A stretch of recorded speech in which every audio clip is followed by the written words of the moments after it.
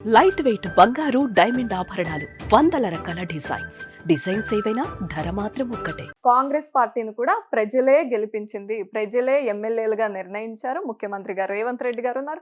మరి అటువంటప్పుడు అవిశ్వాస తీర్మానం పెడతాం, దించేస్తాం, ఆయన్ని గద్దె దించుతాం అని ఎట్లా మాట్లాడగలిగారు? అదే చెప్పాను కదా, ప్రజలు కోరుకునేది అది. మళ్ళీ అది కూడా చెప్పాను, ఒక ప్రతిపక్ష నాయకుడుగా ప్రజలు కోరుకుంటున్నారు కాబట్టి అంటే ఏమైనా కాంగ్రెస్ లాగా దొంగచాటు పార్టీ మార్పులు చేస్తాం. మేము బహిరంగంగా తెలంగాణ మాట్లాడింది ఒకే ఒక ఎమ్మెల్యే ప్రజాస్వామ్యయుతంగా అవిశ్వాస తీర్మానం పెడతామన్నాం.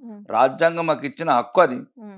కొడంగల్ ప్రజలు అడుగుతున్నారు అవిశ్వాస తీర్మానం పెట్టమనంటే ఇంకా మీరు ఎక్కడికో వెళ్తున్నారు. కొడంగల్ ప్రజలు అక్కడికి వెళ్ళి పోటీ చేసిన అభ్యర్థి కూడా ఉండదు, పేరుంది నా మొబైల్ ఫోన్ లో ఉంది. చాలా మంది ప్రజలు అడుగుతున్నారు కొడంగల్. రాకేష్ రెడ్డి గారు, గత ప్రభుత్వాలు ఇంతకు ముందు చాలా మంది ముఖ్యమంత్రులు ఉన్నారు, చాలా ప్రభుత్వాలు మారాయి. కానీ అప్పుడెప్పుడు ఈ విధంగా అంటే ప్రభుత్వాన్ని పడగొట్టేస్తాం, ముఖ్యమంత్రిని దించేస్తామని ఎప్పుడు ఎవరు ఇంత గోల చేయలేదు. కానీ రేవంత్ రెడ్డి గారు ముఖ్యమంత్రి అయిన తర్వాత, కాంగ్రెస్ పార్టీ అధికారంలోకి వచ్చిన తర్వాత అంటే ఎమ్మెల్యేలు కానివ్వండి, పార్టీలు కానివ్వండి, మాట్లాడితే గద్దె దించేస్తాం అంటున్నారు. అంటే ఏంటి, అంత బలహీనంగా ఉందా కాంగ్రెస్ పార్టీ? ఫస్ట్ మీరు రెండు తేడాలు తెలుసుకోవాలి దీప. పడగొట్టడం వేరు, ప్రజాస్వామ్యయుతంగా అవిశ్వాస తీర్మానం పెట్టి దించేయడం వేరు. నేను ఓన్లీ అంబేద్కర్ గారు రాసిన రాజ్యాంగబద్ధంగానే ప్రశ్నిస్తున్నా. ఏంటంటే తెలంగాణ ప్రజలను నమ్మించి గొంతు కోశాడు రేవంత్ రెడ్డి. కాంగ్రెస్ ప్రభుత్వం కానీ రేవంత్ రెడ్డి గొంతు కోశాడు. సో అతను చెప్పాడు రుణమాఫీ అందరికని, రుణమాఫీ అందరికని కొందరికి వేసాడు. ఒకటి పక్కన పెడదాం, చేసిన ఏదో 2-3 పనులు అవి. పాత బస్సులు ఎక్కి ఆడవాళ్ళ నడుములు కొట్టాడు. అంటే 10 రూపాయల టికెట్ చూస్తే 10,000 ఆర్థోపెడిక్ బిల్ అయింది. అంటే ఉచిత బస్సును కూడా విమర్శిస్తున్నారా? ఒక బస్సు కొనకుండా మీరు భలేవారు ఉన్నారండి. ఇప్పుడు మీరు బస్సులు కొనండి, ఇంకా 5,000 బస్సులు. అంటే ఎక్కడైతే నీకు అత్యవసర పనులకు హాస్పిటల్కి వెళ్ళే వాళ్ళకి బస్సులు లేవు, పిల్లలు స్కూల్కి వెళ్ళడానికి బస్సులు లేవు, ఆడవాళ్ళకు వేరే వేరే రకరకాల సమస్యలు ఉండి హాస్పిటల్కి పోతే బస్సులు లేవు, అర్జెంట్ అత్యవసర పనుల మీద ఎమర్జెన్సీ పనుల మీద బస్సులు లేవు. వాటర్ షాటల తంబాకు వేసుకుంటూ బిల్లు చేసుకుంటున్నారు బస్సులల్లో, కాయగూరలు అమ్ముకుంటున్నారు, కొత్తిమీర కాయలు వేపాకు అమ్ముకుంటున్నారు బస్సులల్లో. అంటే నేనేమంటున్నాను అంటే, ఒకవేళ నీకు గవర్నమెంట్ ఆ రకంగా నేను తప్పు పట్టట్లేదు, ఒక చర్యలు కొన్ని ఉంటాయి, కానీ బస్సులు కొను. ఇప్పుడు నీకు మరి పిల్లలకు స్కూల్కి వద్దా అంటే, విద్య వద్దు, వైద్యం వద్దు, అభివృద్ధి వద్దు, ప్రజలని ఇట్లాంటి ఉచిత తాయిలాలు పెట్టి వాళ్ళని ఒక రకంగా బలహీనులను చేసి ఇప్పుడు మీరు వెళ్తున్నారండి. పని ఉంటే వెళ్ళడం వేరు దీప, పని లేకుంటే నీ కొడుకు స్కూల్లోకి పోతలేడు, నువ్వు 10 రూపాయల కరివేపాకు కొనడానికి ఇప్పుడు మన నిజామాబాద్ పోతున్నారు. అంటే సోషల్ మీడియాలో వస్తున్న మీమ్స్ అన్ని నిజమే అంటున్నారా? అసలు సోషల్ మీడియా వచ్చింది 1% కదా, మేము చెప్తున్నాం కదా. ఒక్క బస్సు లేదంటే ఇప్పటి వరకు 15 నెలల నుంచి. అంటే అద్దా నిత్యం పెరిగే జనాభా, నిత్యం పెరిగే అవసరాలు, ప్రజలకు కావాల్సిన విద్య, వైద్యము, ఉపాధి, వీటికి బస్సు వద్దా? కాదు, నీకు ఉచితం ఇవ్వాలనుకుంటే నీకు 5,000 బస్సులు కొను.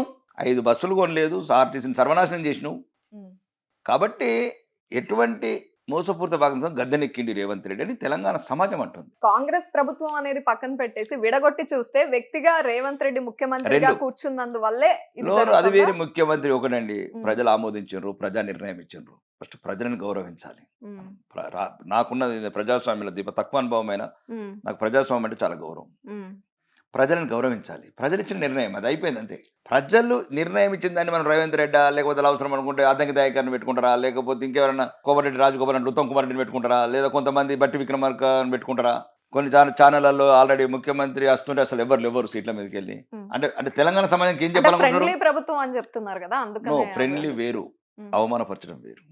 అదే అవమానకరంగా నిలబడట్లేదు, రెస్పెక్ట్ ఇవ్వట్లేదు. అదే అట్లాంటి చాలా సంఘటనలు జరిగినాయి, తెలంగాణ సమాజం గమనిస్తుంది. ఓకే, అది వాళ్ళ అంతర్గత వ్యవహారం అనుకున్నా. కొన్ని రాజ్యాంగం మీరు ఇలా రూమ్లలో ఎట్లన్నా ఆయన విలువిస్తారా ఇచ్చారా మాకు సంబంధం లేదు లోపల.